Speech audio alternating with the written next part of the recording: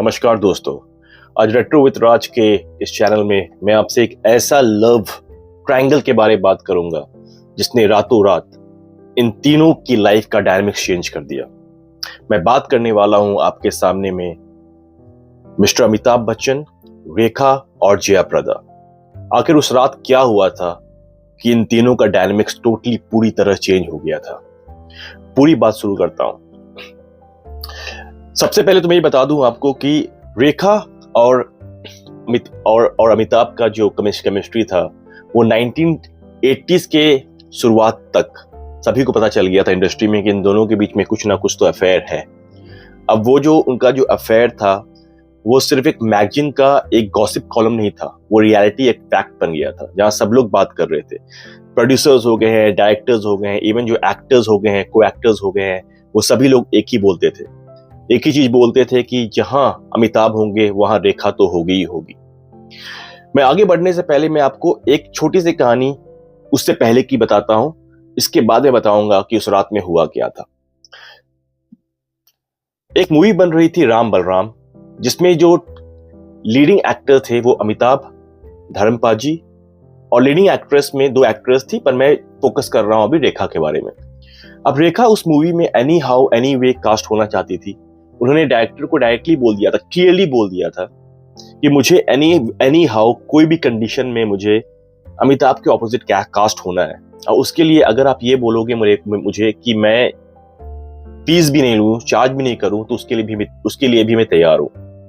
और इतना होने के बाद अल्टीमेटली उसने उस रोल को ग्रैब किया। She grabbed the role anyhow, anyway, and doing anything just to be casted opposite Mr. Bachchan. अब हुआ ये कि जब ये मूवी का शूटिंग शुरू हुआ तो उस शूटिंग में अचानक से एक बार जिसने किसी ने भी एक्सपेक्ट नहीं किया था कि ऐसा भी दिन आएगा, तो उसमें क्या हुआ कि जया बच्चन, जो कि ऑलरेडी मैरिड थी उस समय मिस्टर अमित जी से, वो सेट पे आ गई। और जब सेट पर जब वो आई तो उन्होंने देखा कि रेखा और मिस्टर अमिताभ ये दोनों एक कोने में बैठकर, मतलब कि कुछ गलत नहीं था, बट जिस तरह वो बात कर रहे थे इट शोड कि वो लोग कितने एक दूसरे से अफेक्शन शो कर रहे हैं, या ये साफ पता चल रहा था। और उनका बॉडी लैंग्वेज देखते ही जया बच्चन कहते हैं विद इन अ सेकंड उसका पारा इतना बढ़ गया कि वो स्ट्रेट गई सबके सामने, पूरा कास्ट, क्रू, प्रोड्यूसर, डायरेक्टर सब लोग थे, को एक्टर्स भी थे, सबके सामने जाकर उन्होंने रेखा को जोरदार तमाचा जड़ दिया। और ये फैक्ट है, ये कोई गलत बात नहीं बता रहा हूं मैं आपसे। इसके बाद एनीवे सब कुछ मीडिया में हर तरह का न्यूज बना, हर तरह का कॉलम में पढ़ा, एक्टर्स बात किए, पर उसके एक साल के बाद यश जौहर अपनी मोस्ट डिजायर्ड ड्रीम प्रोजेक्ट बना रहे थे जिसका नाम था सिलसिला। एक्चुअली ये भी लोग कहते हैं कि सिलसिला जो है वो यश जौहर की रियल लाइफ पे बेस्ड था।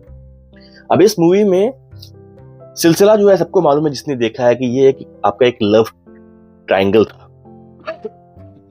और जब लव ट्रायंगल का बात हुआ तो यश जौहर सोच रहे थे कि इससे अच्छा कास्ट क्या होगा कि मैं रियल लाइफ को रियल लाइफ में कन्वर्ट कर दूं। तो उसके लिए उसने कास्ट किया मिस्टर बच्चन को, फिर उसने कास्ट किया रेखा को, और लास्टली जो अनएक्सपेक्टेड था, यश जी ने कास्ट किया जया बच्चन को।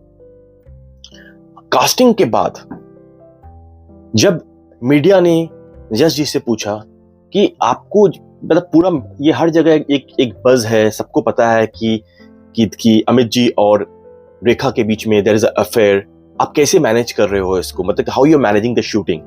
जिसके रिप्लाई में यश जी बोलते हैं कि शूटिंग तो हो रही है, it's not a film shooting, it's a battle field. मतलब ये एक जंग की लड़ाई है जहां पर अब मुझे करना है क्योंकि ये प्रोजेक्शन मुझे ऐसे ही कास्ट चाहिए था।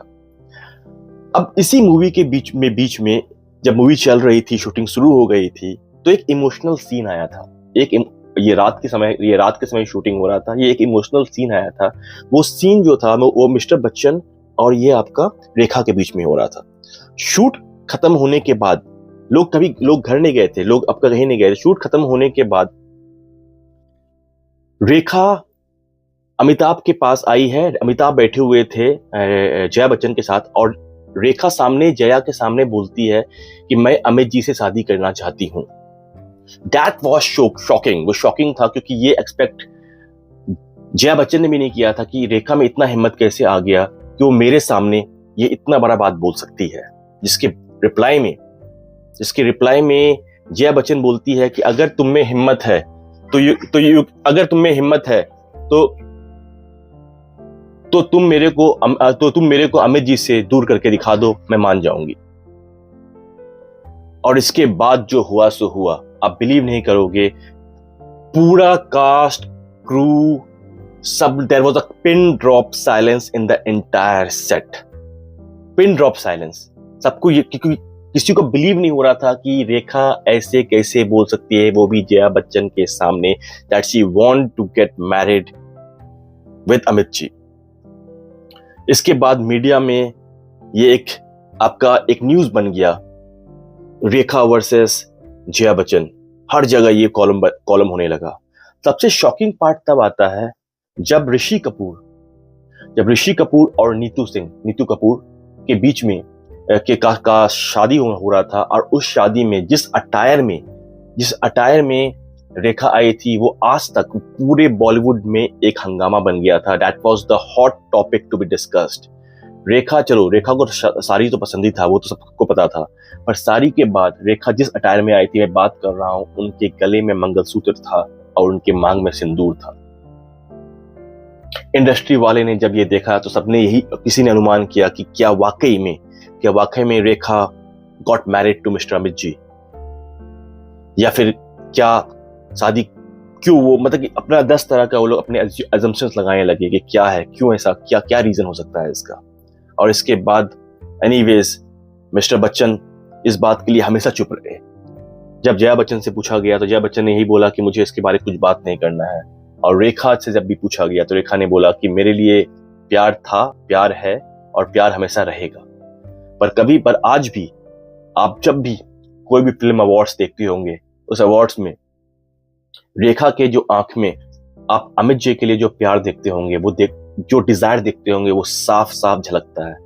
एक रिसेंट अवार्ड शो में जिसमें मिस्टर बच्चन को एक लाइफ टाइम अचीवमेंट अवार्ड मिल रहा था, उसमें जितने भी लोग थे वो सभी लोग हाथ उठकर वो ताली बजा रहे थे मिस्टर बच्चन के लिए। और प्रॉब्लम यहाँ पे ये है, प्रॉब्लम नहीं बोलूंगा, सीन ये था इसमें कि अमित जी बैठे हुए थे उस समय जया बच्चन के साथ। अमित जी तो अवार्ड लेने के लिए चले गए और रेखा बैठी हुई थी उसी फ्रंट रो में बैठी हुई थी, पर वो किसी और साइड टेबल में बैठी हुई थी। और जब उनको अवार्ड मिल रहा था तो रेखा वहां से उठकर जया के पास आई और दोनों ने मिलकर अमित जी के लिए जोर से ताली बजाई। अब ये क्या सीन था, लेकिन साफ सीन से जाहिर हो रहा था कि there was a real love angle, और वो सब साफ झलक रहा था। उम्मीद करता हूं आपको ये वीडियो मेरी पसंद आई होगी, पर मैं जाने से पहले आपसे एक क्वेश्चन पूछूंगा, आपको क्या लगता है इसमें गलती किसकी थी, अमित जी की, रेखा की, कि रेखा बीच में आई ये जानते हुए कि Amit ji was married to Jaya Bachchan, या जया बच्चन जो हमेशा जिन्होंने ओवर रिएक्ट किया? मैं आंसर आप लोग को छोड़ता हूं। आज के लिए इतना ही। Thank you so much for your time.